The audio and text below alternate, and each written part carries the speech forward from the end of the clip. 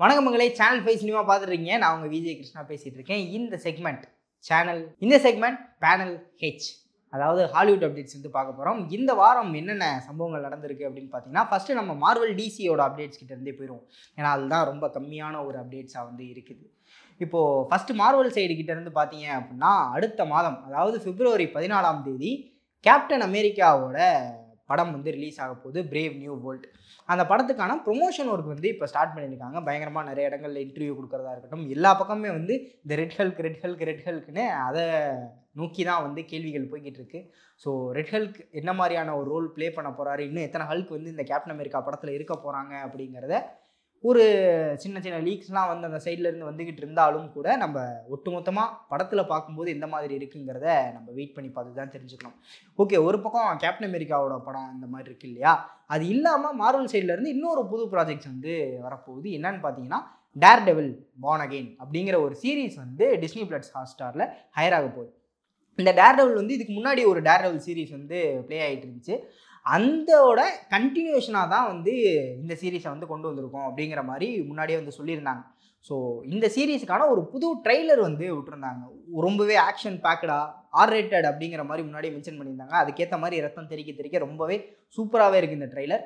நீங்கள் பார்க்கல அப்படின்னா மறக்காமல் செக் பண்ணி பாருங்கள். இந்த சீரீஸ் வந்து எப்போ வரப்போகுது அப்படின்னு பார்த்தீங்க அப்படின்னா, மார்ச் 4ஆம் தேதி வந்து டிஸ்னி பிளஸ் ஹாட்ஸ்டாரில் ஹையர் ஆக போகுது. தமிழ் டப் வந்துருச்சா அப்படின்னு தெரில, தமிழ் டப் பண்ணுவாங்களா அப்படின்னு தெரில. டப்பிங் டீம் யாராவது பார்த்துக்கிட்டு இருந்தீங்க அப்படின்னா பார்த்து இந்த சீரீஸை பண்ணி விடுங்க.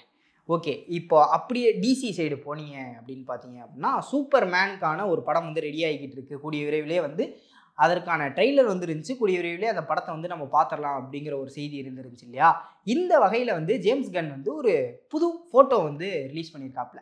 என்ன அப்படின்னு பார்த்தீங்க அப்படின்னா, மில்லி ஆல்காக் அப்படிங்கிற ஒரு ஆக்ட்ரஸ் வந்து சூப்பர் கேர்ளாக வந்து கேஸ்ட் பண்ணியிருக்கோம் அப்படிங்கிற ஒரு அஃபிஷியலான அப்டேட் வந்து ஜேம்ஸ் கன் கிட்ட இருந்து கிடச்சிருக்குது. இந்த சூப்பர் கேர்ள் வந்து எந்த படம்னா, உமன் ஆஃப் டுமாரோ அப்படிங்கிற ஒரு படத்தில் வந்து நாங்கள் இன்ட்ரடியூஸ் பண்ண போகிறோம் சூப்பர் கேர்ளை அப்படிங்கிற மாதிரி ஒரு நியூஸ் வந்து கொடுத்துருக்காங்க. அது கூடயே அவர் அந்த செட்பிக்கையும் வந்து ஆட் பண்ணியிருக்காரு. ஸோ அவங்க எந்த அளவுக்கு அந்த சூப்பர் கேர்ள் ரோலுக்கு வந்து கணக்கச்சிதமாக ப்ளே ஆவாங்க அப்படின்னு ஒரு பக்கம் ஃபேன்ஸ் மத்தியில் சர்ச்சைகள்லாம் வந்து போய்கிட்டு தான் இருக்குது. இருந்தாலும் இந்த சூப்பர்மேன் முன்னாடி கேஸ்ட் பண்ணப்பே வந்து இந்த மாதிரி பஞ்சாயத்து நடந்துச்சு.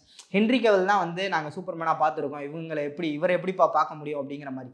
இருந்தாலும் ட்ரெய்லர் பார்க்கும்போது எல்லாராலையும் ஓகே இவர் தான்ப்பா சூப்பர்மேன் அப்படிங்கிற ஒரு நம்பிக்கையை வந்து ஜேம்ஸ் கன் கொண்டு வந்துட்டார். அதே மாதிரி ஒரு நம்பிக்கை சூப்பர் கேர்ள் மேலே இருக்குது. அடுத்தடுத்த அப்டேட்ஸ் வந்தால் தான் இவங்க எப்படி இந்த காஸ்டிங்க்கு வந்து செட் ஆவாங்க அப்படிங்கிறத நமக்கும் தெரியும். இதுக்கடுத்து ஹாலிவுட் சைடு என்னென்ன அப்டேட்ஸ் இருக்குது அப்படின்னு பார்த்தீங்க அப்படின்னா, நம்ம ஷான் லெவே இருக்கார் இல்லையா, அவர் வந்து ஸ்டார் வார்ஸோட ஒரு படம் வந்து டைரக்ட் பண்ண போகிறாரு அப்படிங்கிற ஒரு நியூஸ் வந்து முன்னாடியே கசிந்து வந்துக்கிட்டு இருந்துச்சு. அந்த ஒரு படத்தில் நம்ம ரயன் காஸ்லி வந்து ஒரு லீட் ரோல் வந்து ப்ளே பண்ண போகிறாரு, அவரை வந்து கேஸ்ட் பண்ணியிருக்கோம் அப்படிங்கிற ஒரு விஷயம் வந்து அஃபிஷியலாக கன்ஃபார்ம் பண்ணப்பட்டு இருக்கிறது. ஸோ அவர் ரயன் காஸ்லியும் கடைசியாக ஸ்டார் வார்ஸோட யூனிவர்ஸ்க்கு ஃப்ரான்ச்சைஸ்குள்ளே வந்துட்டார். அவர் என்ன ரோல் கொடுக்க போகிறாங்க, எந்த மாதிரியான படமாக வந்து அது இருக்குங்கிறதையும் நம்ம வெயிட் பண்ணி பார்த்துடலாம்.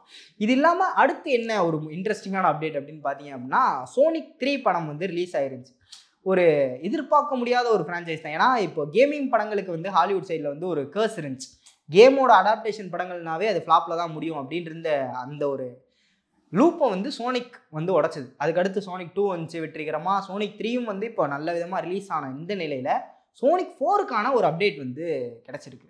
இந்த கதை அடுத்து எதை நோக்கி போக போகுது அப்படின்னு பார்த்தீங்கன்னா சுத்தமாக ஐடியா இல்லை. அவங்க என்ன கொண்டு போக போகிறாங்க அப்படிங்கிறது தெரியல. ஆனாலும் இந்த சோனிக் 4 எப்போ வரும் அப்படிங்கிறத வந்து கன்ஃபார்ம் பண்ணியிருக்காங்க. 2027 சோனிக் 4 வந்து நம்ம நீங்கள் பார்த்துடலாம் அப்படிங்கிற மாதிரி அஃபிஷியல் அப்டேட் வந்து கிடச்சிருக்கு மூவி டீம் சைடில் இருந்து. இதுக்கடுத்து பார்த்தீங்க அப்படின்னா, இப்போது அனிமேஷன் படங்கள் இதே மாதிரி இன்னொரு கர்ஸும் ஒன்று இருந்துச்சு.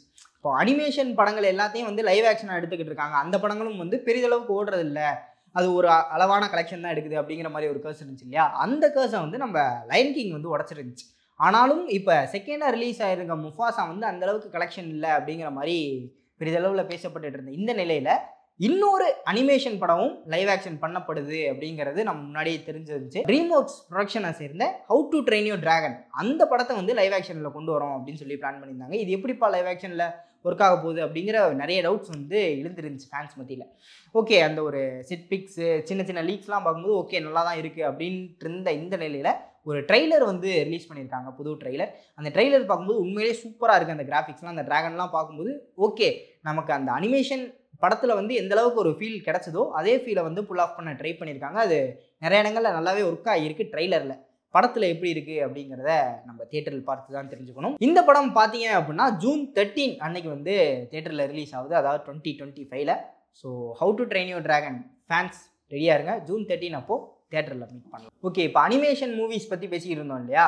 இதே மாதிரி அனிமேஷன் சீரீஸ் அப்படின்னு பார்த்தீங்க அப்படின்னா அந்த பாய்ஸை தாண்டி இன்வின்சிபிள்ஸ் ஃப்ரான்ச்சைஸுக்கு வந்து ஒரு மிகப்பெரிய ஃபேன் பேஸ் வந்து இருந்துச்சு. அந்த சீசன் வந்து 2 சீசன் வெற்றிகரமாக முடிஞ்ச இந்த நிலையில் சீசன் 3 எப்பப்பா வரும் அப்படின்னு சொல்லி ஃபேன்ஸ் ரொம்ப நாளாகவே கேட்டுட்டு இருந்தாங்க. அந்த சீசன் 3க்கான ஒரு அஃபிஷியல் டேட் கன்ஃபர்மேஷன், ரிலீஸ் டேட்டை வந்து கன்ஃபார்ம் பண்ணியிருக்காங்க டீம் சைட்லேருந்து. இன்வின்சிபிள்கான சீசன் 3 February 6 அப்போ வந்து நீங்கள் பார்த்துடலாம்ப்பா அப்படிங்கிற மாதிரி கன்ஃபார்ம் பண்ணியிருக்காங்க. இன்வின்சிபிள் ஃபேன்ஸ் எத்தனை பேர் இருக்கீங்க அப்படிங்கிறத கீழே மறக்காமல் கமெண்ட் பண்ணிட்டு போங்க. ஸோ இதெல்லாம் தான் கைஸ் இந்த வாரத்துக்கான ஹாலிவுட் அப்டேட்ஸ். நான் இதில் ஏதாவது மிஸ் பண்ணியிருந்தாலோ இல்லை தப்பாக சொல்லியிருந்தாலோ இதுதான்ப்பா இந்த அப்டேட் அப்படின்னு சொல்லி கீழே கமெண்ட் பண்ணிடுங்க, தெரியாதவங்க பார்த்து தெரிஞ்சுக்கட்டும். இதே மாதிரி அடுத்த வாரம் வேறு ஒரு வீடியோவில் உங்களை வந்து சந்திக்கிற வரை விடைபெற்றுக் கொள்வது நான் உங்கள் விஜய் கிருஷ்ணா.